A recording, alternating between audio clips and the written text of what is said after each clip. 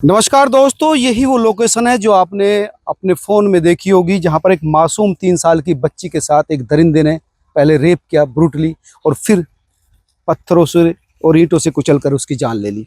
ये बहुत ही आप देखेंगे तो इस तरफ ये खेत है, घर है, बिल्कुल लोकेशन के करीब है ये लोकेशन, जो गाँव के बिल्कुल नज़दीक है। और यहाँ पर आके आप देखेंगे तो बिल्कुल ये बहुत सारे जो नशे के इंजेक्शन है, सिरिंज है, पड़ी हुई है। यानी यहाँ पर वो आता रहता हुआ, यहाँ पर कई कपड़े पड़े हैं जो खून से सने हुए हैं। और यहीं पर उसने, और सबसे दुख की बात है कि करीब दिन था उस वक्त जब वो उस बच्ची को यहाँ पर नोच रहा था, दिन था। और एक महिला ने देखा भी उसको, जो पड़ोस में महिला थी, उसने बताया कि उसने देखा उस बच्ची को यहाँ पर लाते हुए। लेकिन उस महिला का कहना था कि उसको ये लगा कि हो सकता है उसकी बेटी हो, लेकिन यहाँ पर लाते हुए ले जाते हुए अगर कोई किसी बच्ची को इस तरह से ले जा रहा है तो शक जरूर पैदा हुआ होगा। लेकिन सबसे बड़ी दुख की बात यह है कि उस महिला ने ना तो उसे टोका, ना उसको रोका, और ना ही वो चिल्लाई। अगर वो चिल्ला देती, टोक देती, तो शायद वो बच्ची आज जिंदा होती। लेकिन दुर्भाग्य की बात यह है कि उस बच्ची ने जब चिल्लाया दर्द की वजह से, तो ये ईंट जो पड़ी है यहाँ पर, मैं कैमरा सहयोगी से कहूँगा कि आप आकर देखिए, जो ईंट पड़ी है, इन्हीं ईंटों से उस बच्ची को मार दिया गया है। सबसे दुख की बात यह है कि अब नवरात्रे शुरू हो रहे हैं। इस देश में कन्याओं की पूजा होती, बेटी देवी का रूप मानी जाती है, लेकिन नवरात्र शुरू होने से पहले एक बच्ची के साथ इतना विभत्स कांड हुआ।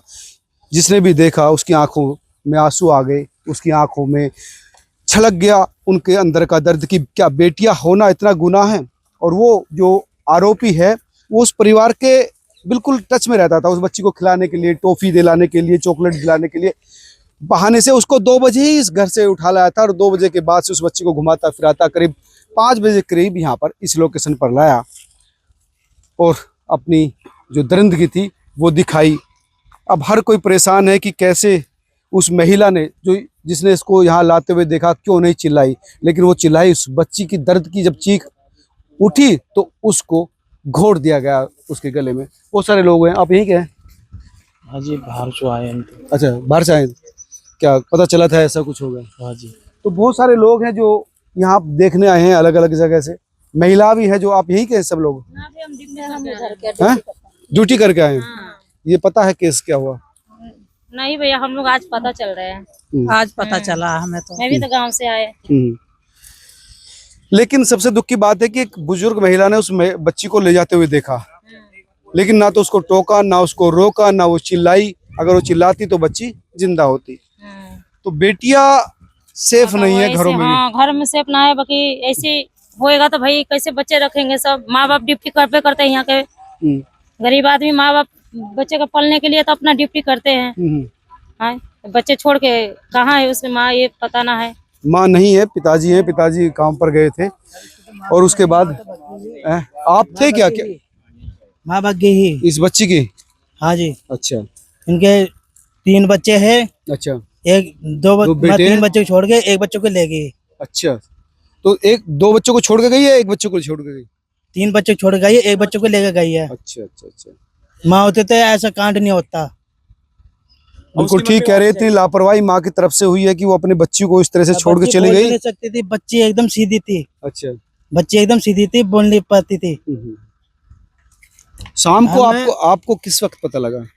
हम तो यही बता रहे थे, पड़ोसी बता रहे थे, बच्ची खो गया है, परी खो गया है। ये ढूंढ बचाई थी, नहीं मिली। 2 घंटे हो गए, नहीं मिली थी। हमें पता लगा 9 बजे। यहाँ का सब पब्लिक ने बताया कि यहीं आकर मिली, यहीं घूम रही थी। किसी ने ना बताया। जब बताया तो यहीं आकर इनकी लड़की की लाश मिली थी। अब बिल्कुल ये तो खेत के बिल्कुल नजदीक है। आप देख सकते हैं कि यहाँ पर, आप देखिए, मैं दिखा दूं, बिल्कुल ये खेत है और ये बिल्कुल लोकेशन है। बिल्कुल ये देखिए, बिल्कुल दिखता है यहाँ से।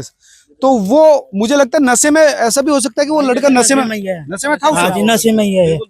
धुत में जब आपने पकड़ा नशे में धुत था वो? जी बिल्कुल, उसे अपनी नहीं पता था कि वो क्या बोल रहा है। वो वहां जाकर गली में कह रहा था कि बहुत मजा आ गया, मतलब सख्तों में जब भी हुआ था उसके बाद अच्छा, ये कह रहा था मजा आ गया। हाँ ये कह रहा था मजा आ गया, क्योंकि लेडीजों ने बताया, उसने ही बताया कि मैं बताता हूँ। वो ये कह रहा था गाँव में जाएगा कि भोले बाबा ने मुझे आइडिया दिया है, मैं बता दूंगा, सारे गाँव ने ढूंढ ली, किसी को पता नहीं चला, जब उसने आगे दिखाया।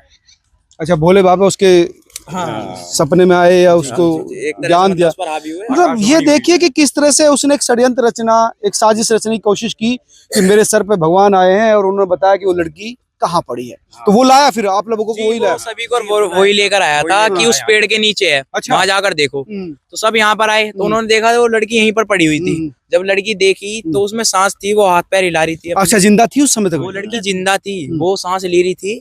और उसके पापा जब आए, उसके पापा पर देखा तो नहीं गया, खैर उसके पापा ने फिर मतलब उठाई, देखा तो यहाँ पर खून था, कान पर बस खाली। उसके बाद जो देखा तो उसका जो मुंह उठाया था वो जबड़ा टूटा हुआ था, ईंट मार मार के बिल्कुल जबड़ा तोड़ रखा जो भी था। और मरियम हॉस्पिटल में ले गए, यहाँ मना कर दी, यहाँ पर एक हॉस्पिटल है यहाँ पर मना कर दी। फिर उसके बाद एमएमजी हॉस्पिटल लेकर गए, तो वहां तक जाने के बाद उस लड़के ने दम तोड़ दिया। फिर उसके बाद जो है पुलिस वाले वहां पर आ गए, तो उसके बाद उसे अंदर ले गए, टेस्ट वेस्ट करवाए उसके, फिर उसके बाद पोस्टमार्टम के लिए भेज दिया गया।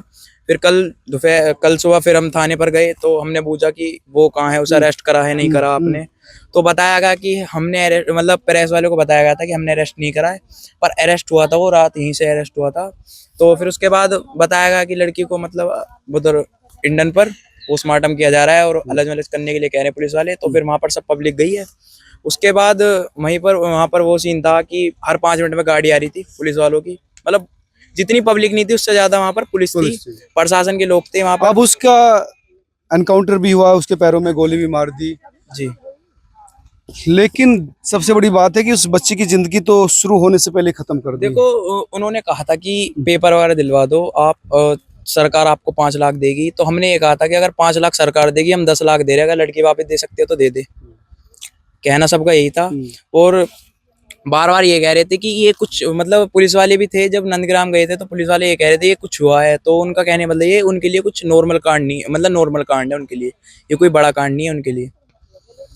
हाँ भाई, जिसकी बेटी जाती है उसको दर्द होता है। सबके है। तो ये जो मामला है, आप थे उस समय रात को?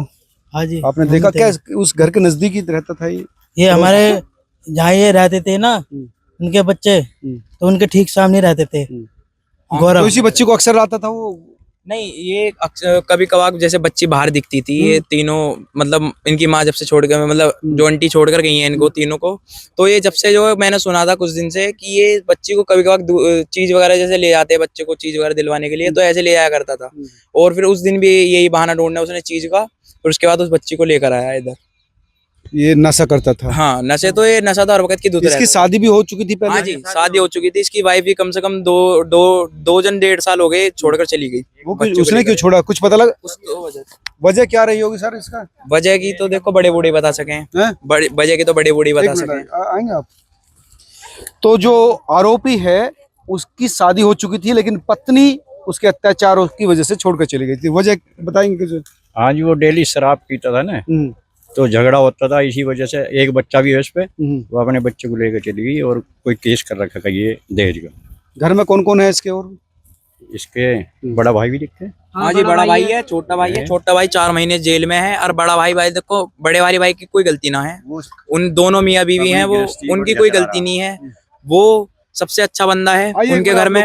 और उनके जो पापा है वो भी खैर मतलब पीते खाते हैं और ड्यूटी भी परमानेंट रहते, वो घर पर बहुत कम रहते। देखो उनका क्यों नाम लिया जाए, उनकी कोई गलती नहीं है, उनके घर की गलती है, इसकी गलती है, जो अपराध किया है इसने क्या है, घर वालों की कोई गलती नहीं है। देखो, और उसका जो छोटा वाला भैया वो भी 4 महीने से जेल में है। एनकाउंटर हो गया, तो अब क्या लगता है कि कुछ न्याय मिला? एनकाउंटर कहाँ हुआ है उसका? मुझे तो लगता है कि जो एनकाउंटर हुआ है वो फर्जी एनकाउंटर हुआ है, कोई एनकाउंटर नहीं हुआ उसका।